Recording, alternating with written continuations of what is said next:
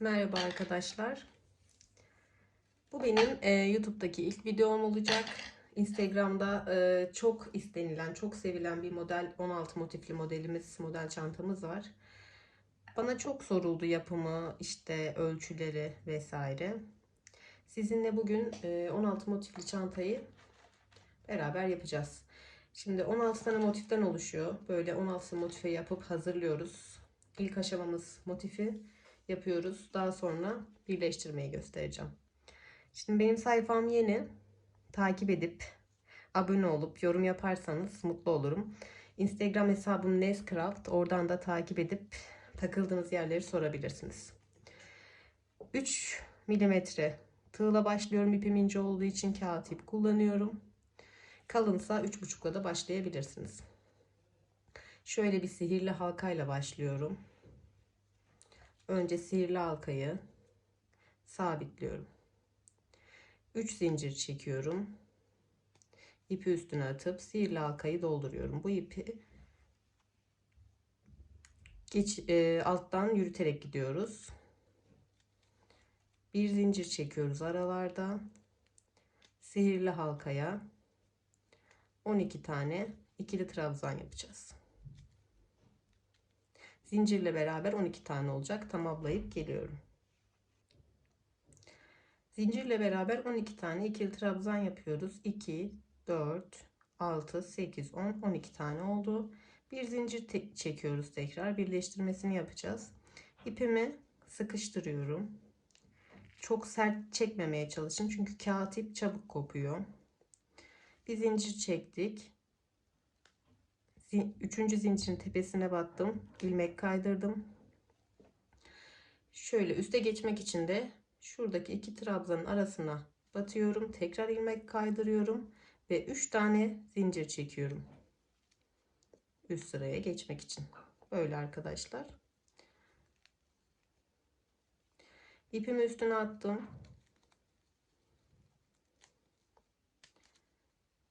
Zincirle beraber bir fıstık yapmış oldum.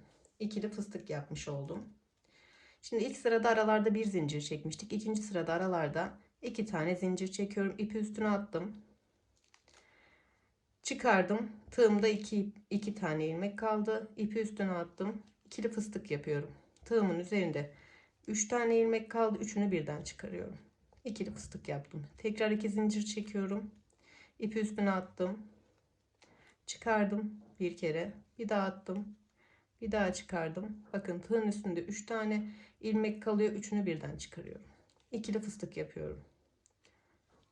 1, 2 zincir çekmeyi unutmayalım. 1 ve 2. Sıra sonuna kadar, birleştirme yerine kadar yapıp geliyorum. Sonuncuyu birlikte yapalım. 2 zincir çektim, ipi üstüne attım. İkili fıstık yapıyorum. Tekrar 2 zincir çekiyorum ve birleştirmemi yapıyorum. Nasıl yapıyorum birleştirmemi? Burada bir zincir vardı. Bir de ikili trabzan vardı. Onun tepesindeki zaten belli olur. Bu tepeden ilmek kaydırma yapıyoruz. Tekrar yine buraya geçmemiz gerekiyor. Buraya da bir ilmek kaydırma yapıp yukarıya çıkıyoruz 3 zincirle. Ne yaptık? İlk sırada aralarda bir zincir çektik. İkili trabzan yaptık. İkinci sırada aralarda 2 zincir, ikili fıstık yaptık. Üçüncü sıradayız. Zincirle beraber 3 tane fıstık yapıyoruz. Yani ikili fıstık yapıyoruz, zincirle beraber 3 tane olmuş oluyor. Üçüncü sıradayız. 3 zincir çekiyoruz. İpi üstüne attım. Bir sonraki boşluğa geldim. 1, 2 ve 3. Tığımın üstünde 4 tane ilmek kaldı. Dördünü birden çıkardım. 1, 2 ve 3. 3 zincir çektim. İpi üstüne attım. Bir sonraki boşluğa geldim. 1, 2 ve 3. 4 tane kaldı. Tığımın üzerinde tek seferde çıkardım. Sıra sonuna kadar 3 zincir çekip üçlü fıstık yapıyoruz. Birleştirme noktasına gelene kadar. Şimdi 3. sıranın birleştirmesini tekrar gösteriyorum. 3 tane zincir çekiyorum. Yine aynı şekilde tepe noktasına batıyorum. İlmek kaydırıyorum. Tekrar buraya geliyorum. İlmek kaydırıyorum ve üste çıkmak için 3 tane zincir çekiyorum. Şimdi 4. sıradayız. Artık motifimizin köşelerini yapacağız. Bu köşelerini yapacağız. Şöyle yapayım, kafanız karışmasın. 3 tane zincir çektim. İpi üstüne attım. Trabzan yapıyoruz. Çıkardım. İp üstüne attım. İkili trabzan yapıyoruz. 4 tane ikili trabzan yapıyoruz. İpi üstüne attım. Batırdım. Zincirimle beraber 4 tane ikili trabzan oldu. Bir zincir çekiyorum. İpi üstüne attım. Tekrar diğer boşluğa 4 tane ikili trabzan yapıyoruz.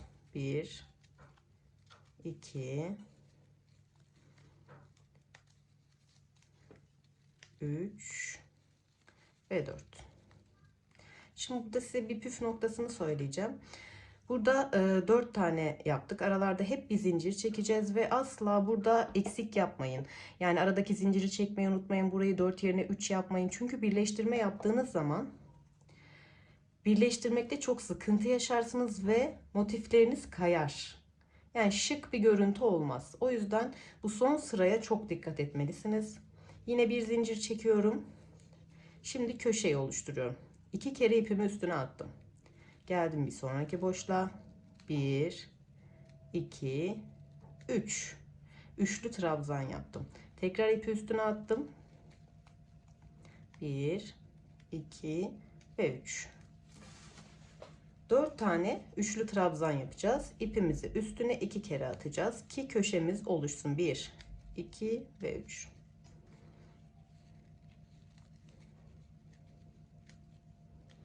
Şimdi 4 tane üçlü trabzan yaptım. Arasında 1 2 3 ve 4. 4 tane zincirimi çektim.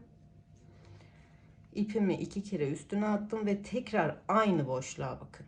Aynı boşluğa tekrar 4 tane üçlü trabzan yapacağız.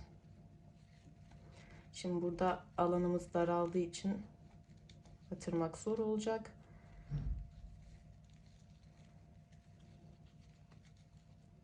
Dört tane yapacağız. 3 oldu. 2 defa ipimizi üstüne atıyoruz ve batırıyoruz. Böyle. Yine tekrar bir zincir. Bu bir zincirleri unutmayın. İp üstüne attım. 4 tane ikili trabzan yapacağım.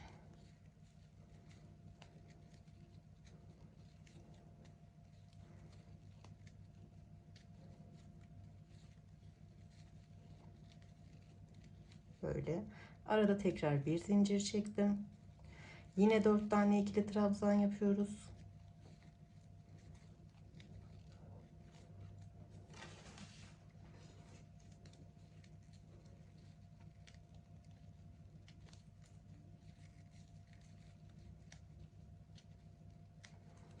Böyle arkadaşlar. Yani 4 tane üçlü trabzan yapıyoruz. 4 zincir çekiyoruz. Tekrar 4 tane üçlü trabzan yapıyoruz. Bir zincir çekip 4 tane ikili trabzan, bir zincir çekip 4 tane ikili trabzan. Tekrar burada köşe oluşturuyoruz. Yine aynı burada yaptığımız gibi. Anlaşılmıştır diye düşünüyorum. Videonun sonuna kadar, kapanış noktasına kadar yapıp geliyorum. Şimdi motifimi bitirdim. 4 köşeden oluşuyor. Aralarda 2 tane ikili trabzan yapıyoruz. 4'er tane olacak. Şimdi son sırayı birleştirmesini göstereceğim. Şöyle bir zincir çektim. Bir zincir çektik. İpimizi kesiyoruz. Zincirimizi çıkarıyoruz. Buranın birleştirmesini yapacağız. İlmek kaydırmayla hoş durmadığı için böyle bir model yapıyoruz. Burayı hatırlarsınız, zincirle başlamıştık. Zincirin tepesine değil, ilk yaptığımız trabzanın, tekrar anlatayım, kamera girmedi galiba. Zincirin tepesine değil, ilk yaptığımız trabzanın tepesindeki sık iğneye batıyoruz. Daha sonra bakın bu zincirin içinden geçiyoruz. Yeni bir ilmek oluşturduk. Gördünüz mü? Ne kadar güzel bir kapanış oldu. Sonra ipimizi kaydırarak istediğiniz yerden, ben şöyle yapıyorum. Birkaç sıra kaydırıyorum. Kağıt ip kolay kolay sökülmüyor ama yine de ben biraz garanticiyim. Çok fazla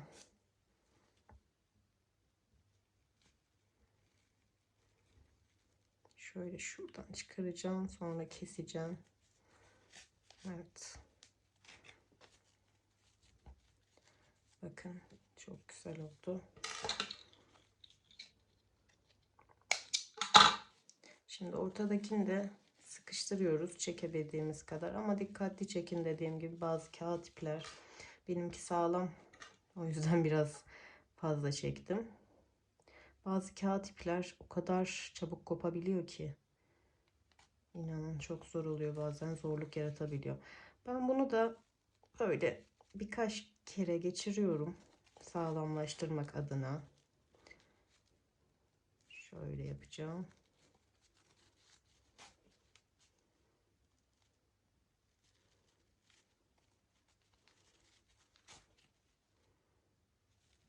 Tabii siz daha az geçirebilirsiniz isterseniz. Dediğim gibi ben biraz garantici olduğum için, aman sökülmesin diye. Aslında kolay kolay sökülmez. Kağıt ip konuda iyi. Şimdi motifimizi bitirdik. Ben 16 tanemi yaptım. Şimdi bunları ütüleyeceğim. Daha sonra birleştirmesine geçeceğiz, ama size şunu da söyleyeyim. Bunlar, motifleri ütüleyelim çünkü birleştirme daha kolay olacak ütüleyince. Daha güzel duracak ve ütülerken buharda ütüleyin. Ters taraftan ütüleyin arkadaşlar. Sakın kağıt ipi düz tarafından ütülemeyin. Arka taraftan ütüleyin. Çünkü ne kadar olsa ütünün verdiği bir farklı bir form oluyor. O öne yansımasın. Sadece arka tarafta olsun. Ben bunları ütüleyip birleştirme kısmına beraber geçelim. Arkadaşlar şimdi ben birleştirmesini yaptım. 2 taneyi bıraktım sizlerle yapalım diye. Uzunlamasını birleştirmelerini 2-2 birleştiriyoruz. Size göstereyim şöyle. Daha sonra da enlemesine birleştirmeyi de göstereceğiz. Umarım videoda net gözüküyordur, anlaşılır anlatıyorumdur. Şimdi 4 tane zincir çekmiştik. 1-2'yi bırakıyoruz. Diğer 2'nin şuna batıyoruz.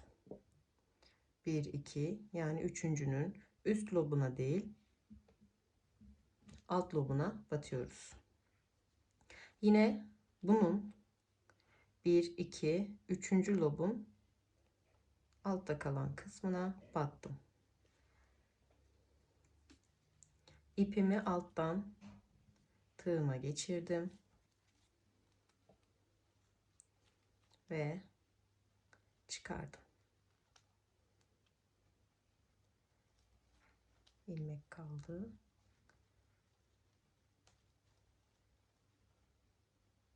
Çıkardım.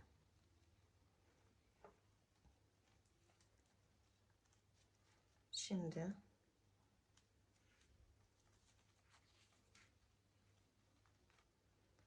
devam ediyoruz.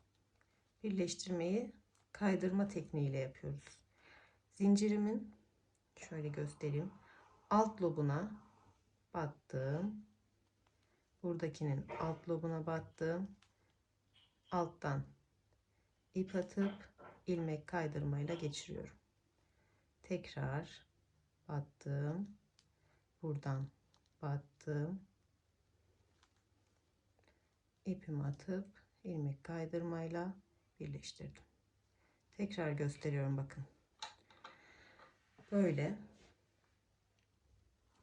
içte kalan zincirlerle, içte kalan ilmeklerle, üstte değil alttakine battım.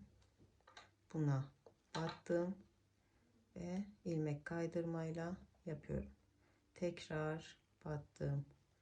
battım ve yaptım. Çok muntazam bir duruşu oluyor. İlmek kaydırmayla birleştirdiğimizde biraz uğraştırıcı ama sonuç harika.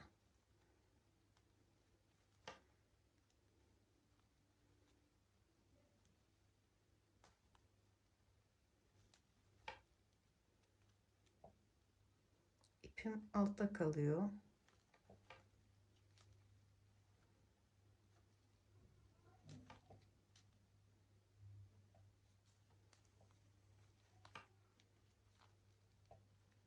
Öyle arkadaşlar.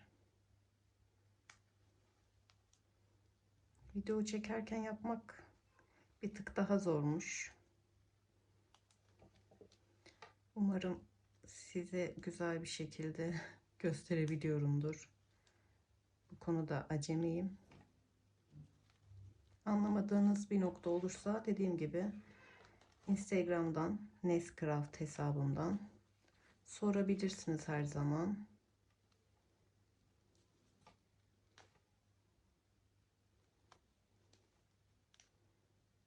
Gerçekten video çekip YouTube'da örnek gösterenleri bir kez daha takdir ettim. Zaten çok takdir ediyordum. Çok zormuş. Benden çok istendiği için aslında video çekiyorum. Yoksa pek bana göre değil sanırım. Ama zamanla biz de buna alışırız diye düşünüyorum.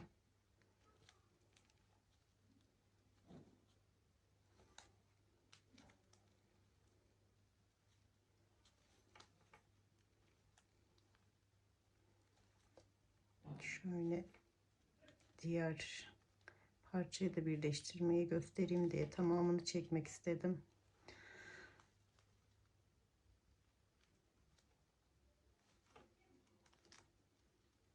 Şimdi zincir kısmına geçtik. Bakın 4 zincirimiz olduğu için ikisini bu sırada örüyoruz. İkisini bu sırada örüyoruz.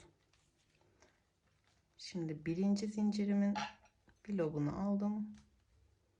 Buradan da bir tane aldım. İlmeğimi kaydırdım. İkinci zincirim. Ve bu tamam. Şimdi diğer tarafa geçmek için şöyle yapacağım. 1 2 zincir ipim tığımda. Şöyle birinci zincir, ikinci zincir, üçüncü zincirin alt lobuna battım. Bunu aldım. Düz taraftan birleştiriyoruz. 1 2 üçüncü zincirin lobuna batıyorum. İpim yine altta ve ilmek kaydırmaya devam ediyorum.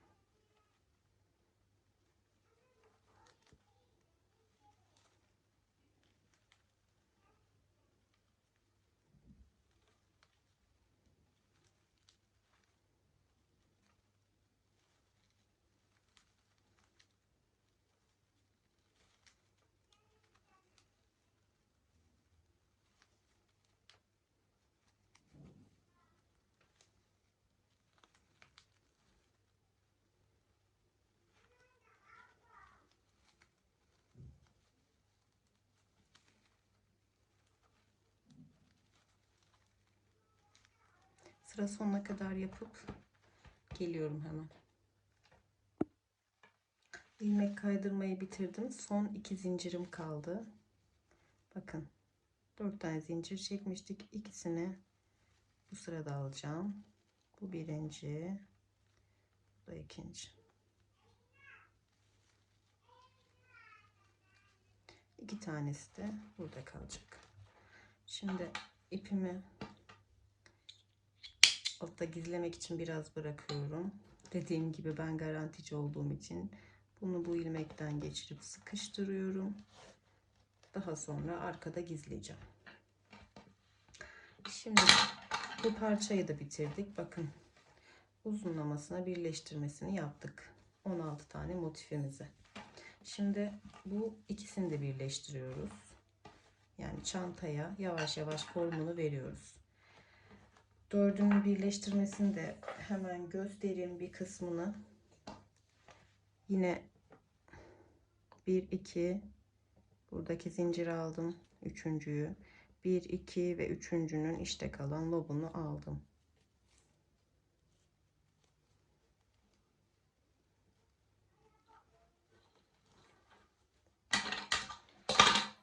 Şöyle size daha iyi göstermek için. Umarım güzel görünüyordur, inanın. Bu benim ilk videom olduğu için acemiyim bu konuda. Bakın, birleştirmesini yapıyoruz. Yani ilk birleştirmede yaptığımız gibi zaten ilkinde zorlanırsınız. Daha sonra yaptıkça çok basit gelecektir.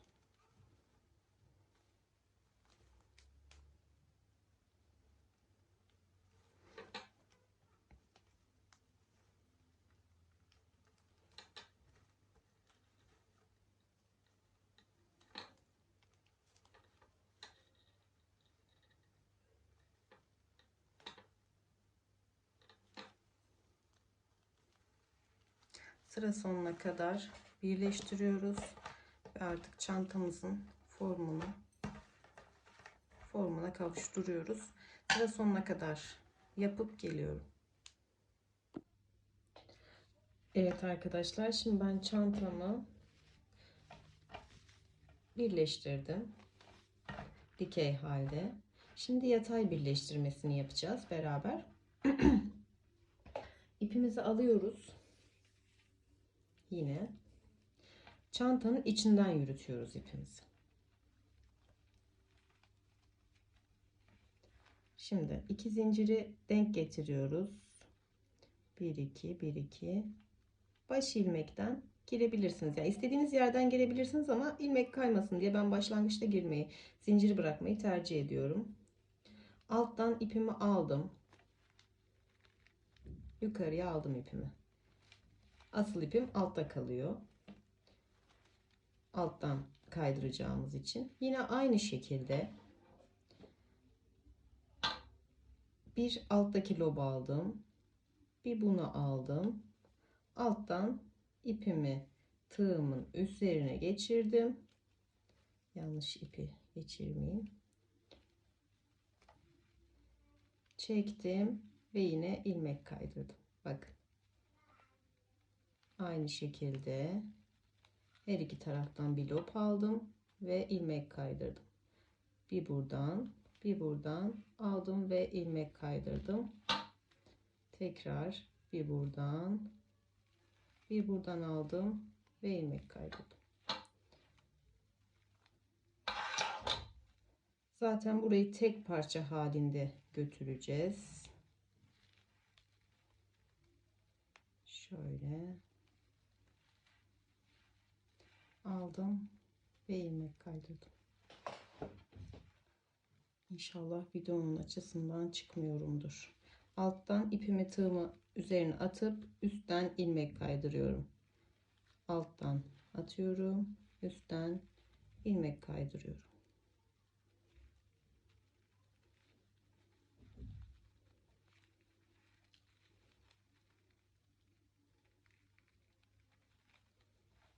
Böyle arkadaşlar. Şuraya kadar göstereceğim size. Burada bir püf noktası var. Ondan sonra başka bir aşamaya geçeceğiz.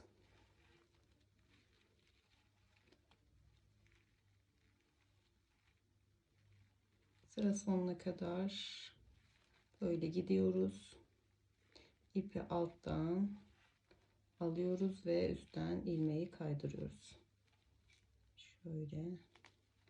Şurada sıkı bir zincirim var. Sanırım dikiş yerine denk geldi. Şuradan alıyorum.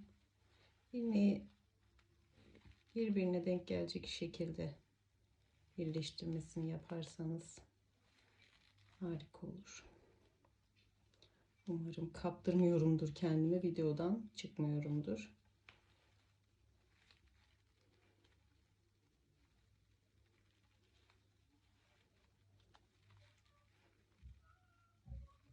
Bir soldan bir sağdan alıp geçiyoruz.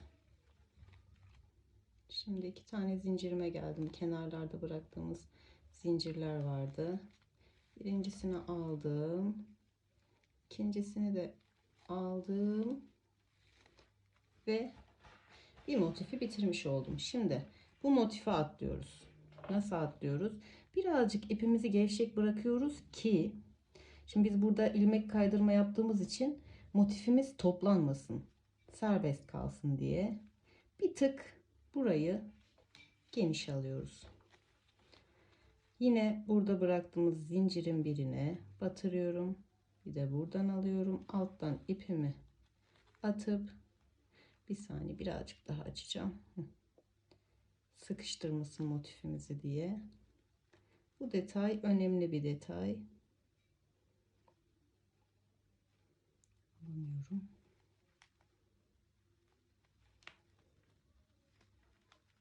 Bakın. Burayı birazcık rahatlatmak için, yani çantamız çok sıkışmasın diye böyle birleştirme kısımlarını bir tık daha uzun alırsanız çok güzel durur çantanız. Sıra sonuna kadar yapıp bitiriyoruz. Daha sonra fıstık modelimize geçeceğiz. Evet arkadaşlar, şimdi ilmek kaydırmayla birleştirmeyi tamamladım enine ve boyuna. İpi iğne ile alta geçirip gizleyebilirsiniz. Şimdi alt ve üst modeli göstereceğim, sizle paylaşacağım. Ben çantanın köşesine denk gelecek yere göre ayarlıyorum. Sizler istediğiniz yerden başlayabilirsiniz. Hiç önemli değil.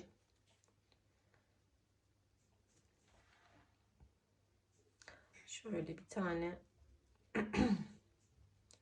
yapamadım.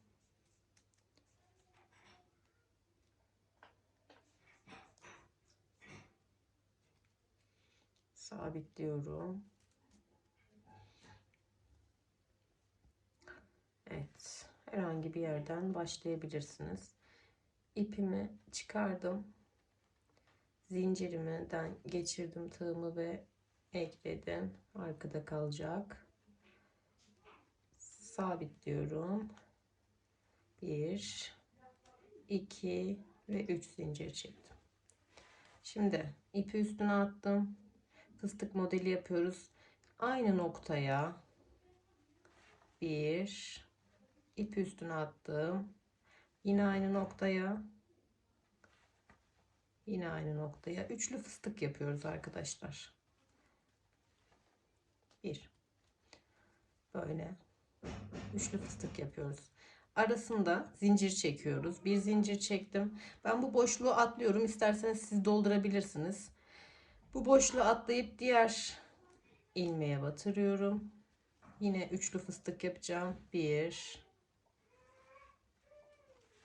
2 ve 3.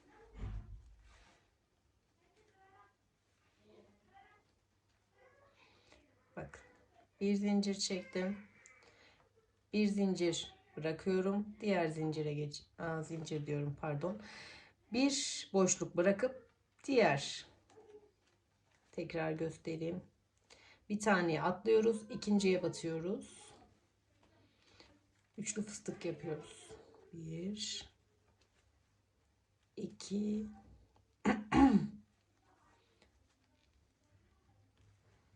ve 3. Bak, tığımda 4 tane kaldı. Dördünü birden alıyorum. Bir zincir çektim. İpi üstüne attım. Bir boşluk atlıyorum. Ben burayı da atlıyorum. Yapmıyorum genelde. Ama isterseniz tabi buraya da batırabilirsiniz, ama ben atlıyorum. İlk zincir ilk trabzana batırıyorum. Sesim gitti. Üçlü fıstık yapıyoruz. Böyle.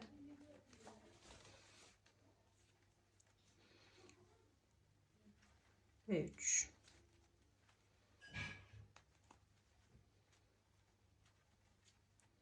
Bir zincir çektim. Tekrar bir tane atlıyorum. İkinciye batırıyorum. Pardon.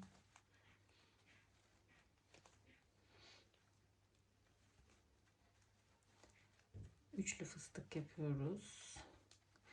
Bu modele fıstık çok yakışıyor. Zaten buraların tamamlayıcısı oluyor. Yani farklı bir model değil aşağıda yaptığımızda. Şimdi bu birleştirme noktasına geldik. Ben burayı da ip üstüne atıp bu iki zincir vardı ya. Şöyle göstereyim. Bu boşluğa üçlü fıstık yapıyorum. 1 2 ve 3. Bir zincir çektim. Kaydırmanın olduğu yere geldim. İpimi üstüne attım. Yani istediğiniz yere batırabilirsiniz ama ben tam tepesine batırıyorum. Buraya ikili fıstık yapacağım. Nedenini söylüyorum hemen yaptıktan sonra. Şimdi ikili fıstık yaptım buraya. Hem sıkışmasın yan yana yapacağımız için hem de bu ilmek kaydırmanın devamı gibi gözüksün diye. Bir zincir çektim. Yine iki zincirlik noktaya geldim. Aynı noktaya 2 ve 3. Üçlü fıstığımızı yapıyoruz. Yine bir zincir.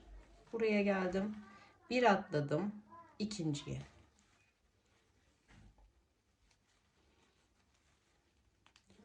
Bir, iki ve 3. Modelimiz böyle devam edecek. Ta ki sıra sonuna kadar.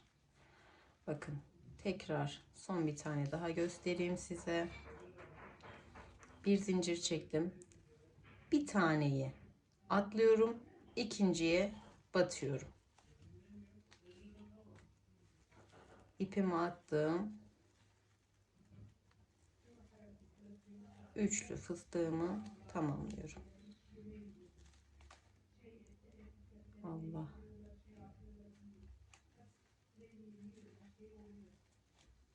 Bir zincir çektim.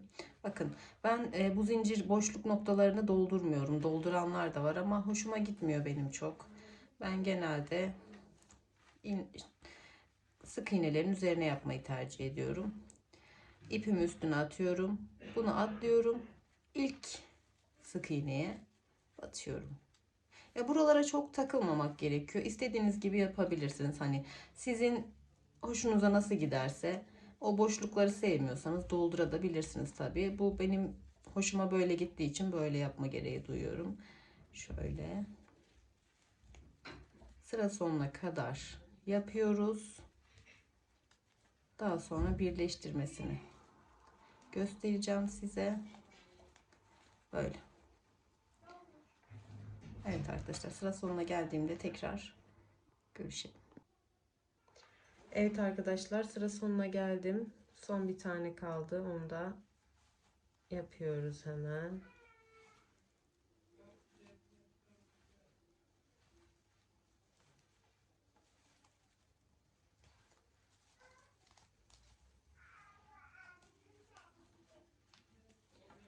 Evet. Şimdi birleştirme kısmındayız. Bir zincir çektim. Fıstığımın tepesindekine şöyle göstereyim. Fıstığımın tepe noktasına ilmek kaydırma yapacağım. İlmek kaydırmayı yaptım ve şuraya geçebilmemiz için tekrar bir ilmek kaydırma daha yapıyoruz. Evet. Şimdi 1 2 3 zincir çektim. Geldiğimiz boşluğa fıstık yapıyoruz. Üçlü fıstıktan devam ediyoruz. Bir zincir çektim. Artık işimiz daha kolay. İpi üstüne atıp fıstıkların arasındaki her arasına şöyle üçlü fıstıklar yapıyoruz. 2 arada bir zincir çekmeyi unutmayın. 3 bir zincir çektim. Bir sonraki fıstığın arasına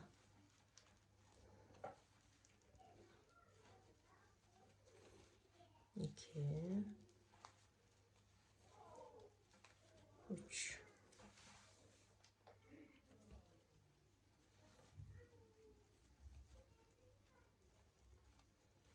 bir zincir çektim, ipi üstüne attım,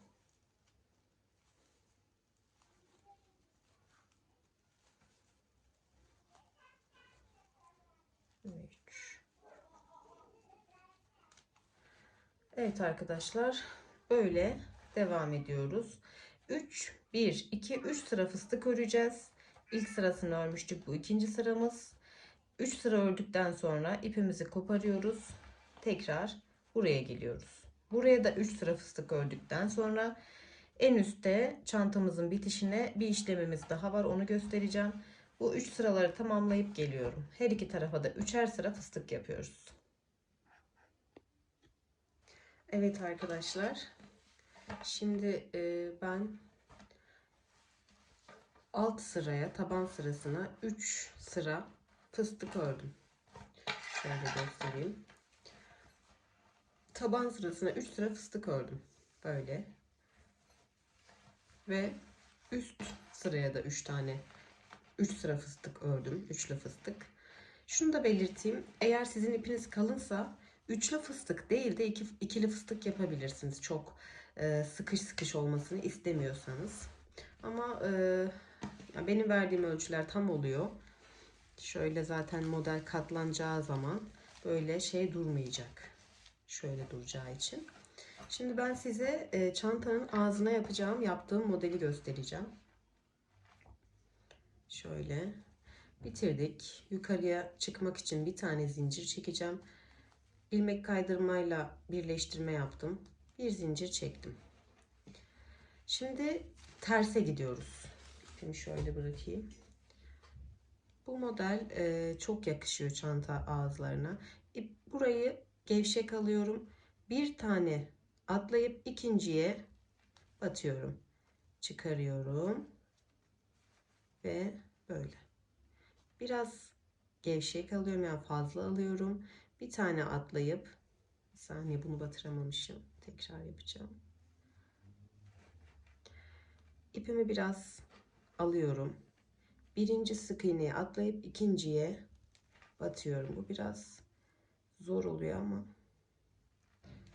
ipim de dediğim gibi biraz ince olduğu için alabildim.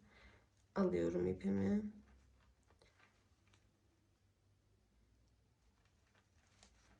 Böyle. Yine ipimi biraz fazla aldım. Biraz uğraştırıyor beni bu model ama çok güzel duruyor. Biraz gevşettim. Bir tane atlayıp ikinciye batıyoruz her zaman, bakın. Görünüyor mu? Bir tane atladım, ikinciye geçiyorum. Böyle çıkardım. İpimi biraz aldım. Birinciye atlıyorum, ikinciye batıyorum. Terse gidiyoruz. İpimi gevşettim. Bir tane atladım, ikinciye battım.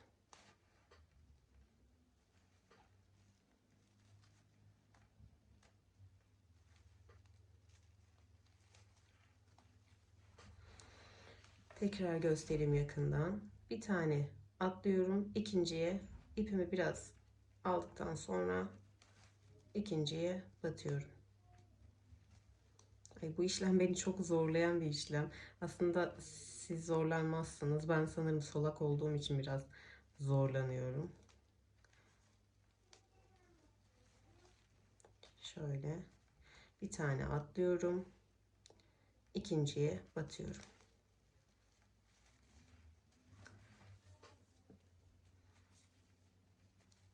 İpimi biraz geniş alıyorum.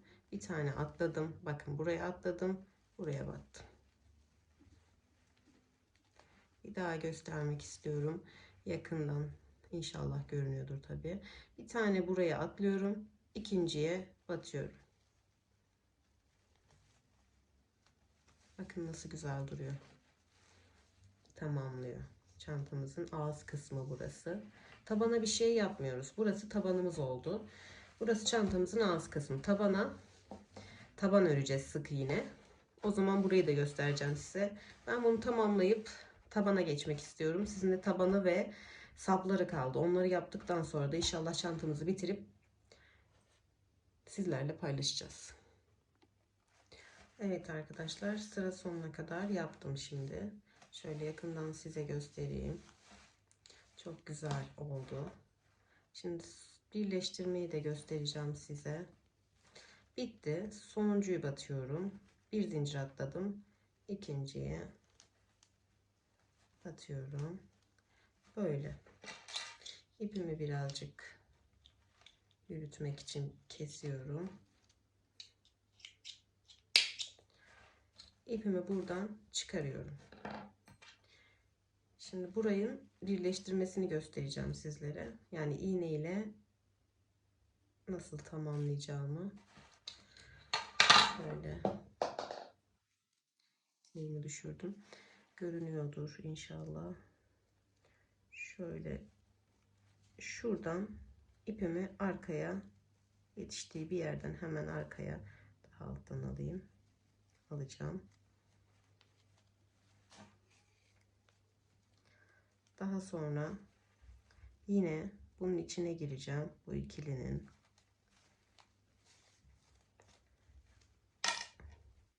Bakın, yine arkadan yürüteceğim. Hiç birleşme yeri olduğu belli olmuyor. Bunu herhangi bir yerden, istediğiniz bir yerden yürütebilirsiniz.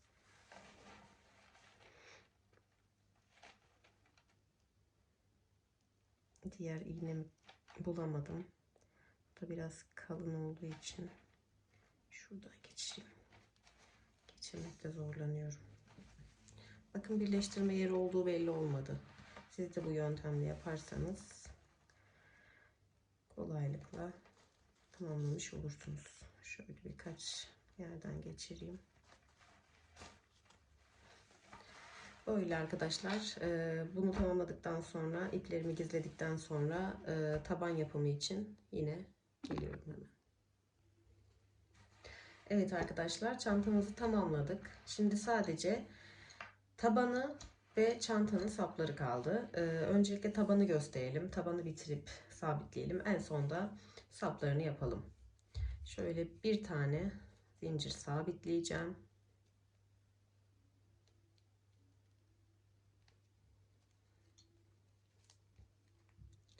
Şöyle.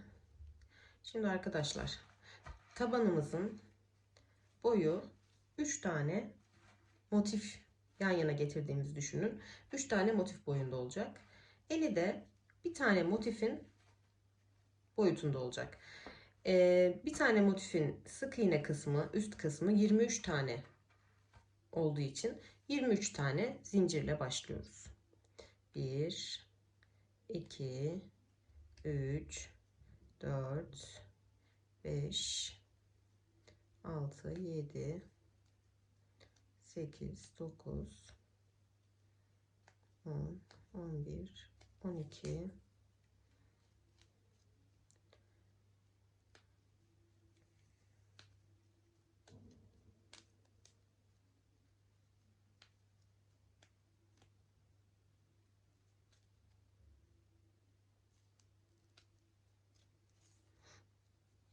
hemen sayıyorum. 1, 2, 3, 4, 5, 6, 7, 8, 9, 10, 11, 12, 13, 14, 15, 16, 17, 18, 19, 20, 21, 22, 23. 23 tane zincir zaten çekecektir ördüğümüz zaman. 23 zincir çektik. Bir tane de dönme kısmı için 23 artı bir zincir çektik. İp üstüne atmıyoruz. Modele kafam gitti. Son çektiğimiz zinciri atlayıp bakın, ikinci zincirin şu arka kısmındaki çıkıntıya batıyoruz. Kısmı yapmak zorluyor beni. Sık iğne yapıyoruz.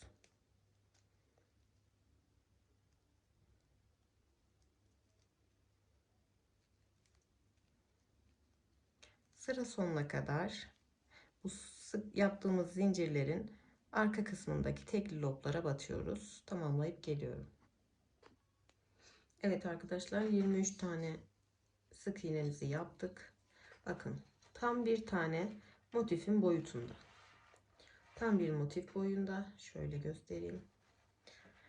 Bunun ölçüsünü size veremeyeceğim çünkü herkesin eli farklı boyutta çıkıyor. Ya da kiminin ipi kalın, kiminin ipi ince oluyor. Benim bile farklı renkler ördüğümde bir çantam yani 3-4 santim fark ediyor veya daha küçük oluyor, daha büyük oluyor. Asla ölçüyle çalışmıyorum ben o yüzden. 23 tane zincirle başlıyoruz. Her zaman hangi renk olursa olsun 23 sabit. Uzunluğunda dediğim gibi 3 tane motif uzunluğuna geldiğinizde bitiyor. Ölçü veremem. Herkesin eli farklı olduğu için ölçü veremiyorum. Şimdi bunu sık iğne 3 tane motif boyutuna gelene kadar öreceğiz. Ne yaptım? 23 tane zincirle başladım. Sık iğne yaptım. Döndüm. Bir zincir çektim. Battım. İlk gelen boşluğa battım. Dönüşlerde bir zincir çekmeyi unutmayın. Çünkü unutursanız 23, 22, 21 diye azalarak gidecektir ve istediğiniz gibi bir taban olmayacaktır. Her zaman dönüşlerde bir zincir çekin mutlaka. Yoksa istediğimiz taban olmaz. Böyle sık iğne, farklı bir tekniği yok. Sadece sık iğne yaparak gidip gidip geliyoruz. 3 tane taban boyutuna ulaştığında daha sonra taban birleştirmeyi göstereceğim sizlere. Evet arkadaşlar, şimdi ben tabanı bitirdim örüp sık iğne tekniğiyle. Tabanımızı dediğim gibi ölçü vermiyorum. Herkesin eli farklı geldiği için. Tabanımızı 1, 2, 3 motif boyutunda yapıyoruz. Bakın. Tam 3 motife denk gelecek boyutta yaptım ben. Herkesin ipinin kalınlığı farklı, elinin sıkılığı, gevşekliği farklı olduğu için bu boyutta yapmanız, yani motifinizin boyutunda yapmanız her zaman daha doğru olacaktır. Daha doğru bir ölçü olacaktır. Şimdi bunu alalım. Şimdi çantamızın sapını öreceğiz. Öncelikle ince olan sapı örüyoruz. İpim karışmış, onu açayım.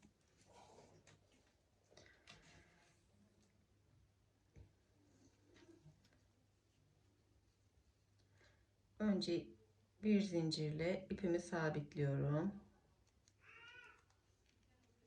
Şöyle sabitleyip iyice sıkıştırdım. 2 tane zincir çekiyorum. 1, 2.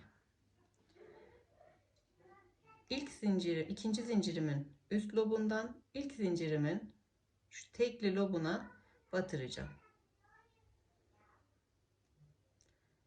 İlk başlangıcı biraz zor oluyor. Ama kendi kendine ilerleyen çok kolay bir model olacak. Çıkardım. Sonra ikisinden çıkarıyorum.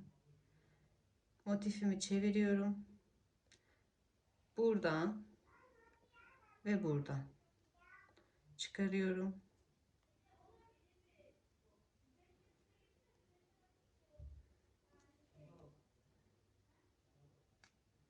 Daha sonra yine çeviriyorum. Bakın. Burada hep 2 tane yapamadım. Hep 2 tane ilmek oluşuyor. Hep oralara batıyoruz. Çeviriyorum. 2 tane ilmek gözüküyor ve örmeye devam ediyorum. Çeviriyorum. Bu ikiliye batıp tek seferde çıkarıyorum. Daha yakından gösteriyorum. Çevirdim. Burada 2 tane ilmek oluşuyor. İkisine batırdım. Tek seferde çıkardım. Batırıyorum ve çıkarıyorum. Batırıyorum ve çıkarıyorum.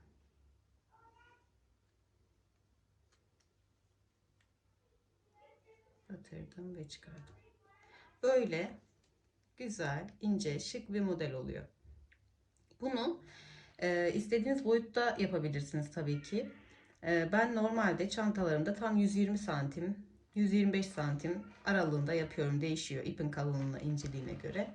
120-125 santim boyutunda yapabilirsiniz bu modeli. Ben bu çantam için kısa yapacağım. 100 santim kadar belki yapacağım. Çünkü müşterim bu çantayı elinde tutmak için istedi. Koluna takamadığı için. Yani siz normalde benim Instagram'da gördüğünüz çantalar 120-125 santim boyutunda oluyor. Bu bir sap modelimizin detayı. İkinciye hemen geçiyorum. Evet arkadaşlar, ikinci çanta sapı modelimize geçiyoruz. Bunu 2 tane yapacağız.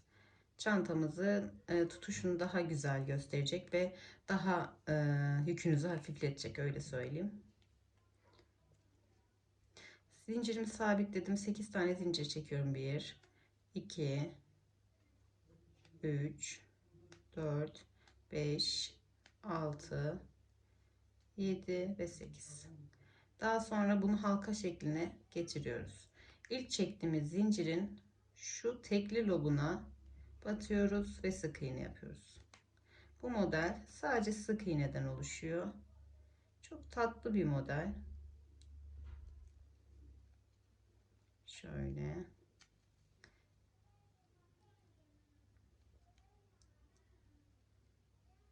Sekiz zincirden oluşuyor.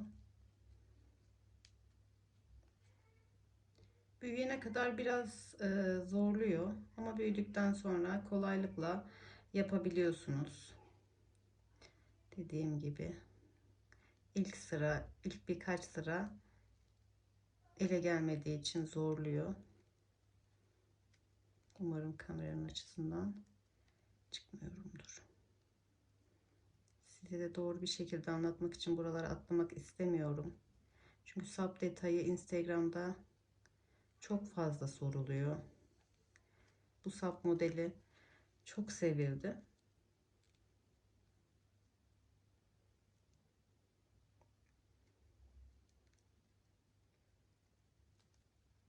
Yapamıyorum.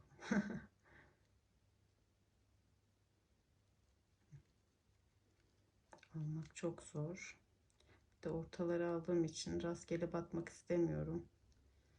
Bitişte düzgün dursun diye uğraşıyorum. Yoksa yan loblardan da tabii alabilirsiniz ama ben altı da güzel dursun istediğim için bu orta lobları almayı tercih ediyorum.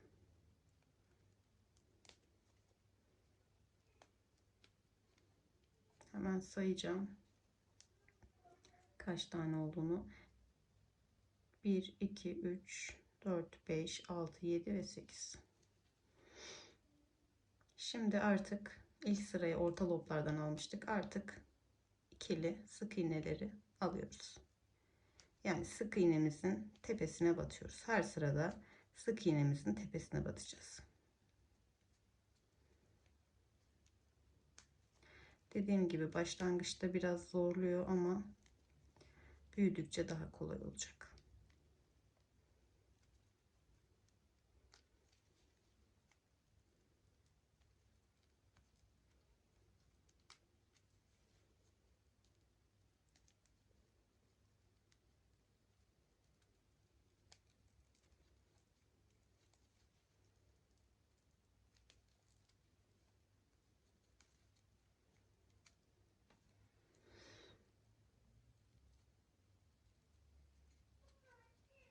Çok şık duran bir çanta sapı modeli bu.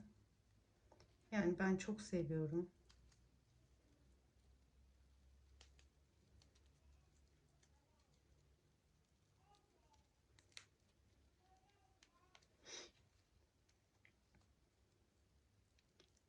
Ben biraz büyütüp hemen geliyorum. Bakın bu boyutlara geldikten sonra artık kendi kendine batırması kolay, ilerlemesi kolay. Kolaylıkla örebilirsiniz. Bunu da yaklaşık olarak, yani bunu ben hep göz kararı yapıyorum. Yani boyutu hoşuma gidecek şekilde duruşuna göre yapıyorum.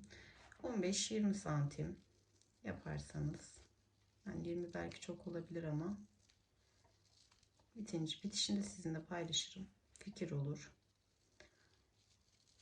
Bu çanta saplarını bitirdikten sonra yapacağım işlemi de söyleyeyim, sizinle hemen paylaşayım.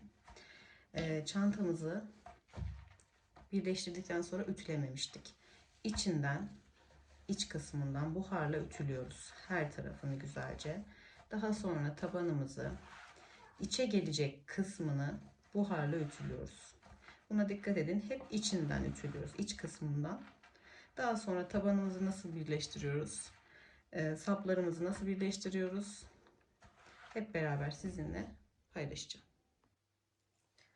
Evet arkadaşlar, şimdi çanta saplarını da bitirdim ben. Dediğim gibi bunu normalde ben 120 santim boyutunda yapıyorum. Ama müşterim elde tutmalı bir çanta istediği için koluna takamıyormuş.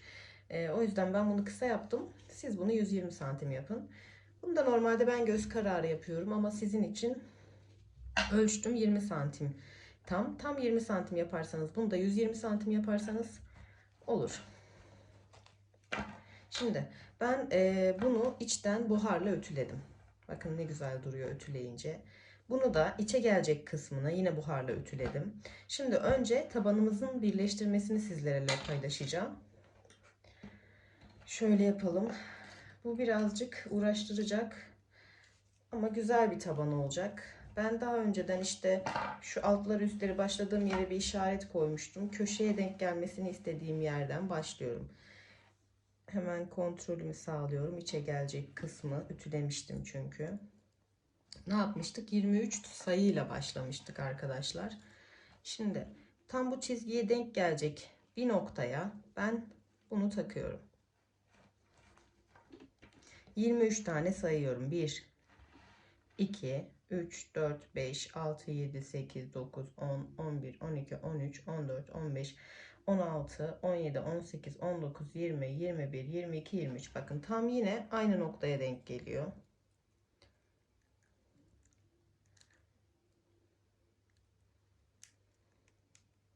İğnelerimi ayırmayı unutmuşum. Şöyle yapacağım. 23.'ye batırdım. Tam köşeye denk gelmesini istediğim yer. Burada zaten biz 23 başladığımız için 23 tane ilmek var burada. Tersimi düzümü ayarladıktan sonra bakın ben buradan ütülediğim için bura içe geliyor. İç kısımda kalıyor. Buradan 23.'yü en başa takıyorum. Bakın en baştaki sık iğneye takıyorum. Bunu da diğer baştaki sık iğneye takıyorum.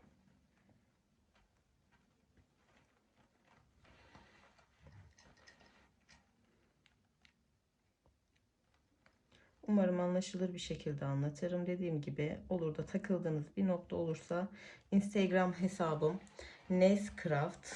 Oradan bana istediğiniz gibi takıldığınız yerleri sorabilirsiniz. Evet. Bu köşemi taktım. Ya belirledim. Yaparken zorluk çekmeyelim. Neyi nereye batıracağımızı bilelim diye. Şimdi karşı köşeye geçiyorum. Aynı şekilde köşem bakın 1, 2, 3 önde, 3 arkada, 2 de yanda olacak. Yine aynı şekilde şu birleştirme kısmımızın tepesine gidiyoruz. Yani size en yakın hangisi gelirse şöyle yapacağım ben. Aynen. Bura iyi. Hatta açayım.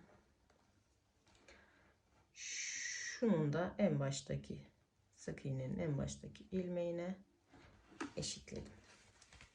Şimdi 23 tane sayıyoruz. Aynı şekilde taktığımla beraber 1, 2, 3, 4, 5, 6, 7, 8, 9, 10, 11, 12, 13, 14, 15, 16, 17, 18, 19, 20, 21, 22 ve 23. Bakın yine aynı noktaya geldi.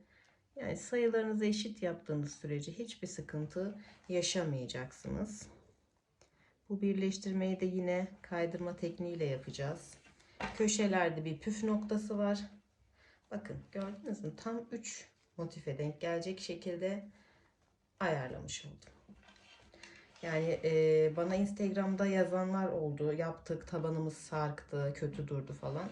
Yani o zaman siz tabanı daha geniş örüyorsunuzdur. Her zaman yani ben ölçü vermiyorum. Her zaman 3 motifinize denk gelecek şekilde ölçün ki tabanınız güzel dursun. Şimdi ne yapıyoruz?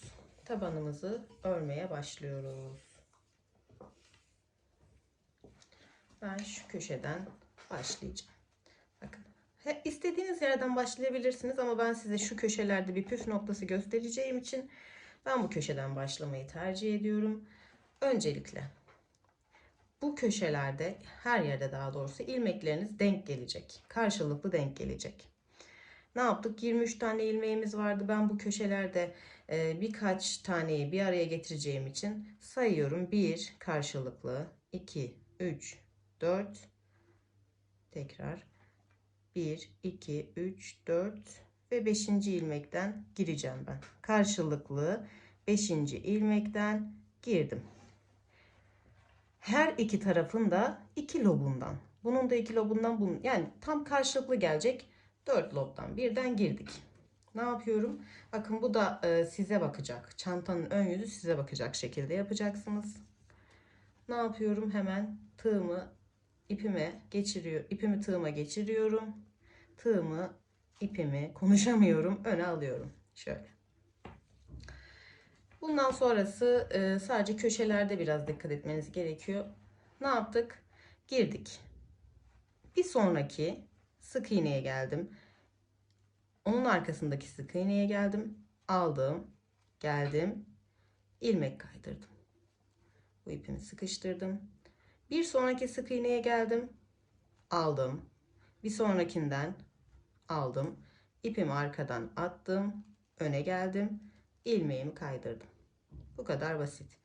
Aldım. Diğer taraftan da aldım. Ve geldim. Gelemedim. Yani kaydırma tekniğiyle güzel bir bitiş yapıyoruz. Çantamızın tabanını bütünleştireceğiz çantamızla. Bakın.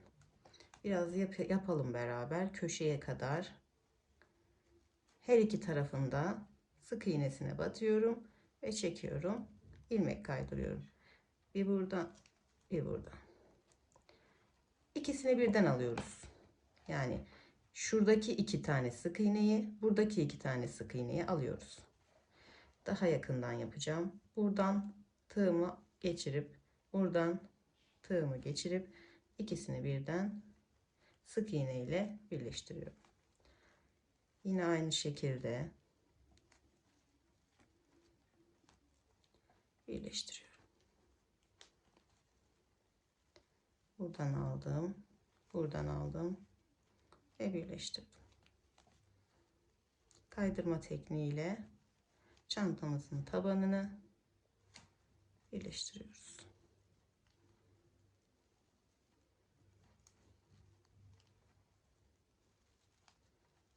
Bu çantanın aşamaları çok ve uğraştırıcı bir çanta. Ama gerçekten emeğinize değecek güzellikte bir çanta. Yani ben Instagram'da o kadar güzel dönüşler aldım ki anlatamam. Ve hep bana YouTube'da kanalım olup olmadığı soruldu. Lütfen kanalınızdan anlatın. Sizin çantanız çok güzel duruyor. Ben de kıramadım. Aslında hiç vaktim yok video çekmek için. Ve bu videoyu da bu 3. 4. günüm galiba. Evet, 4. günüm. Yani 5 günde falan tamamlamış olacağım ben bu çantayı. Şimdi bitirdim. İğnemi, yer belirleyicimi taktığım yerden çıkardım. 23.'ye batıyorum. Yani bir köşemi bitirmiş oluyorum. Şimdi bu köşeye döndüm. Bu köşeye döndüğümdeki püf noktayı size anlatıyorum. Şimdi biz burada bir köşe oluşturacağız. Ne yapacağız? Ben her zaman şunu yapıyorum. 4 tane sık iğneyi, buradaki 4 tane ilmeği bir taneye batıyorum ki burada bir köşe oluşsun. Birinciyi aldım. Bakın, birinciyi aldım. Buradaki en köşe noktaya, en köşe noktamız neresi? Hemen bakıyorum. Şurası bizim en köşe noktamız. En köşe noktaya, burası biraz uğraştıracak sizi. Gerçekten zor bir model. Bir taneyi aldım, çıkardım. İkinci aldım. Yine bakın. Aynı noktaya ikinciyi de batırıyorum. Bakın aynı noktaya. Az önce batırdığımın aynı noktasına 2. Üçüncüyü alıyorum. Buradan üçüncüyü aldım. Burada hala birincideyim. Aynı noktaya köşe oluşturacağız. Buraya aynı noktaya 3 veya en fazla 4 tane batırın ki şurada şöyle bir köşemiz oluşsun.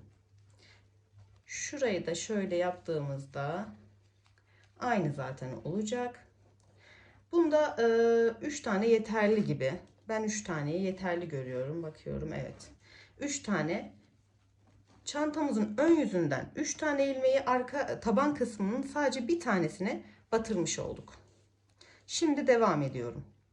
3 taneyi bir taneye de batırdıktan sonra şöyle yaptım. Artık karşılıklı denk gelen noktalara batırıyoruz. Şimdi burası taban olduğu için karşılıklı denk gelen yerini bulmak çok zor. Ben şöyle yapıyorum. Bir buraya, şöyle göstereyim. Bir buraya batırıyorum. Bir buraya, bir buraya, bir buraya, bir buraya, bir buraya. Kafanız karışmasın. Aslında kolay. Dediğim gibi yaptıkça alışacaksınız. Aldım. Karşıdan şu tepeye battım. Aslında çok da önemi yok nereye batırdığınızın. Yeter ki karşılığına gelsin. Tam karşısına denk gelmeli. Aldım, battım. Aldım, tepeye battım. Çünkü altta kalacak. Hani çirkin bir görüntü olmayacak zaten. Biraz yaptıktan sonra göstereceğim. Böyle arkadaşlar, karşılık gelen noktaya. Şunu da ayarlayın. Sonda 3 tane fazla kalsın. Saydığınızda kalmıyorsa şöyle yapabilirsiniz. Buradan bir tane alıp buradan 2 tane, yani 2 taneye batabilirsiniz. Bir taneye aynı noktaya batabilirsiniz ki burada fazla kalsın. Yani burada 3, 4 kalabilir, sıkıntı değil. Kalsın, burayı tek noktaya batıracağız. Unutmayın, köşe oluşturmayı, şu köşeyi oluşturmayı unutmayın. Çantanız bu köşelerle zaten form kazanacak. Sakın unutmayın, köşelerde en sonuncuya 3 ya da 4 tane batmayı unutmayın. Tamam mı? Ben şimdi çantanın tabanını tamamlayıp geleceğim. Şöyle size göstereyim. Tamamlayıp geliyorum. Evet arkadaşlar. Şimdi tabanımın birleştirmesini bitirdim. Son bir tane kaldı. Onu da sizlerle beraber yapıyorum. Şöyle kaydırdım. İlk batırdığımı ben tekrar batırıyorum. Yani ilk başlangıç noktamızdakine tekrar batırıyorum. Şimdi ipimi gizleyebileceğim bir boyutta kestim, yürütebileceğim. Çıkarıyorum.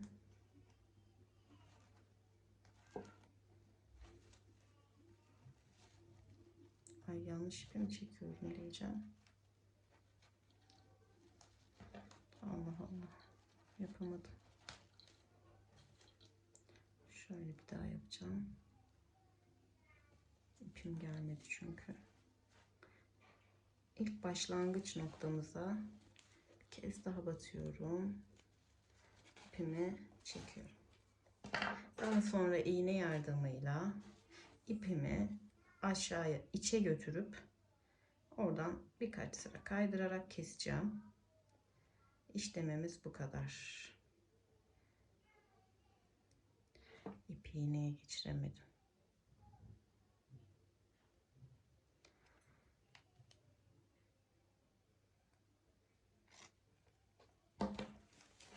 Şöyle bakın, bitişi çok güzel oldu. Şöyle içeriye alıyorum ipimi.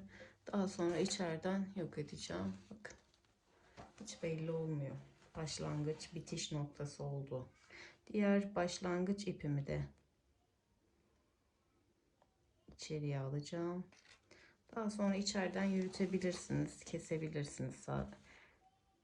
Saşa yaptıktan sonra ucunu yürüttükten sonra şöyle içeriye almaya çalışıyorum. Evet. Aldım.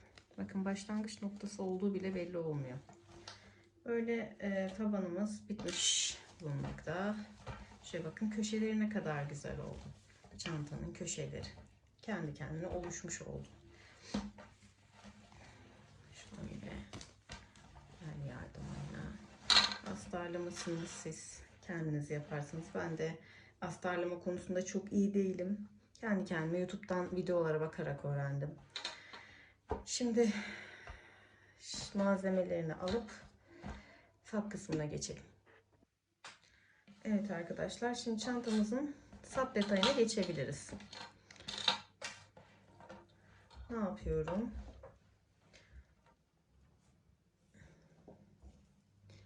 İyi. Siz şu kısmı biraz uzun bırakabilirsiniz. Olur da çantanızın sapı gözünüze kısa gelirse tekrar örmeye devam etmek için. Ben tam müşterimin istediği boyutta yaptım. Bakın, burada normalde belirleyici falan yapılıyor ama ben her çantamı böyle yapıyorum. Şimdi ben sap kısmını 1 2 ikinci fıstık sırasından geçiriyorum. Bu çizgim, bakın görünüyor mu kameradan? Bu köşe çizgim ikinci sıranın boşluğuna denk geliyor, fıstık boşluğuna. Bu boşluktan sonra ben 1 2 3. fıstığın arasından geçiriyorum. Çantamın sapını 3. fıstığın arasından geçiriyorum. Başta geçirmek zor ama kullandıkça bu yer alıyor. Kendiliğinden şekil verebilirsiniz. Ne yaptık? 3. fıstığın arasından soktuk. Bu bizim başlangıç noktamızdı. Yine buradan 1, 2, 3 fıstık saydım. 3. fıstığın arasından, aradaki boşluktan çıkardım. Bakın. Bura benim köşe noktam. Bura ön yüzümdü. Ön yüzden girdim. Bura benim köşe noktam. Köşe noktasına geldim. 1, 2, 3, 4, 5 fıstık saydım. 5. fıstığın yanındaki boşluktan içeriye girdim. Bakın. Tekrar bu sapı geçirdiğim yerden sonra 1, 2, 3, 4, 5 fıstık saydım. 5. fıstığın yanındaki boşluktan ipimi, sapımı içeriye aldım. Ne yaptım? Köşedeki büzgüyü oluşturmaya çalışıyorum şu an. Burayı tamamladım. Şimdi çantamın diğer yüzüne geldim. Yine aynı şekilde bakın. Buradan çıktım. Arası tam boşluğa geldi. Buradan zaten 1, 2, 3 fıstık arasındaki boşluk bizim köşe noktamız. O köşe noktasından sonra 1, 2, 3 tane fıstık saydım ve geldim. Buradan çıktım. Ne yaptım? Bakın. Bu köşeyi oluşturmuş oldum. Bakın. Çantamıza formunu vermiş oldum. İlk köşe. Şimdi burada ne yapıyorum? Bu ipimi birazcık çekeceğim. Burada devreye küçük 20'şer santimlik çanta saplarımız giriyor. Bunu dediğim gibi kağıt ip çok hassas olduğu için, hemen kopabilme formuna sahip olduğu için bunun içinden geçirmek biraz zor. Benim ipim biraz sağlam normal kağıt iplere göre. Normalde ben buraya kopmayan bir mum ip ya da daha sağlam bir ip bağlıyorum. Geçirirken sıkıntı yaşamamak için. Ama benim ipim sağlam olduğu için yine de dikkatli bir şekilde geçirmeye çalışacağım. Ne yaptım? Çantamın iğnemi aldım. Herhangi bir boşluk içine soktum iğnemi. Herhangi bir noktadan iğnemi çıkaracağım şimdi. Şöyle geniş bir nokta bulmaya çalışıyorum. Herhangi bir noktadan iğnemi çıkardım. Şöyle. Bunu içinden yürüteceğiz. Evet, yürüttüm. Bakın. Girdiğim noktaya tekrar gireceğim. Bakın. Tekrar girip bir yere takmadan çekmem kolay olsun diye. Girdiğim noktadan tekrar girdim. Bu defa başka bir boşluktan çıktım tekrar. Çok dikkatli çekin çünkü kağıt ip çok çabuk kopuyor. Tekrar tekrar yapmak zorunda kalırsınız. Çektim. Fazla çektim. Tekrar girdiğim noktadan çıktım. İçeriye girdim. Ve son noktama ulaştım. Bakın. Ben ilk yaptığımda çok zorlanmıştım ama artık insan yapa yapa alışıyor. İpini de koparmamayı öğreniyor. Bakın ne kadar güzel durdu. Şimdi bu çantamın bir yüzündeki sap oldu. Ne yaptım? Bura benim köşe noktam. Tamam. Köşe noktamın çantamın ön yüzüne gelen kısmından köşeye gittim. Köşe noktam bura. 1, 2 ve 3. Üçüncü fıstığın arasından girdim. Diğer köşeyi oluşturmam gerekiyor. Şimdi köşedeyim. Yine aynı boşluktan saydım. Köşe noktasının boşluğundan saydım. 1, 2, 3 fıstık saydım. Batırdım boşluğa iğnemi. Çektim ipimi. Kameramın kaydı dolmuş. Kusura bakmayın. İpimi çektim. Yine köşe noktasındayım. Köşe noktalarında ne yapıyorduk? 5 tane fıstık sayıyorduk. 1, 2, 3. Gösteremedim size. Köşe noktasındayım. Bakın. Aralar 1, 2, 3, 4, 5. Köşede sadece arasında fıstık 5 tane olacak arkadaşlar. Evet. Bakın bu köşeyi de oluşturduk. Şimdi son bir yüzümüz kaldı. Şöyle yine şurası benim köşe noktamın çizgisi. 1, 2, 3 fıstık saydım ve geldim. Şimdi burada boyut ayarlaması yapacağız. Benim müşterim ne istemişti? Elimde tutabileceğim, çok uzun olmayan bir sap istiyorum dedi. Ben o yüzden elinde tutabileceği kısa saplı bir çanta yapmaya çalışacağım. Bakıyorum. Bir saniye. Geleceğim tekrar.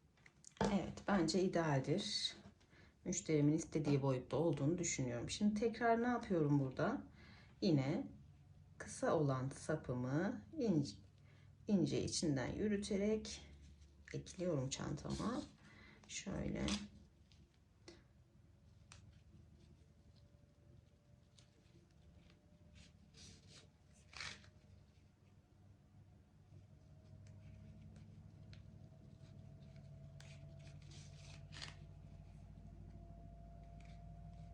Yürüttüm.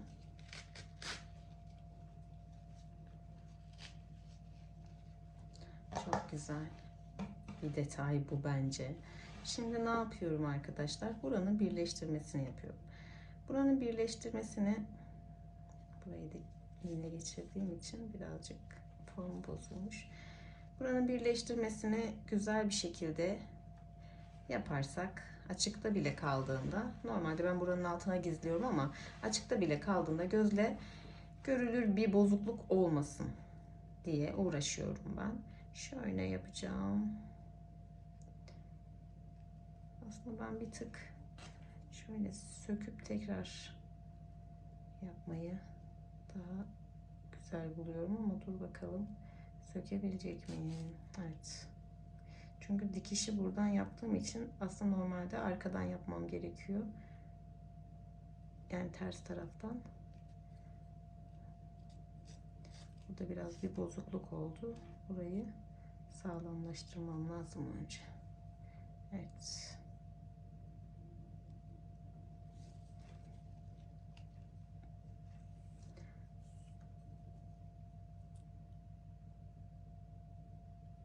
Şimdi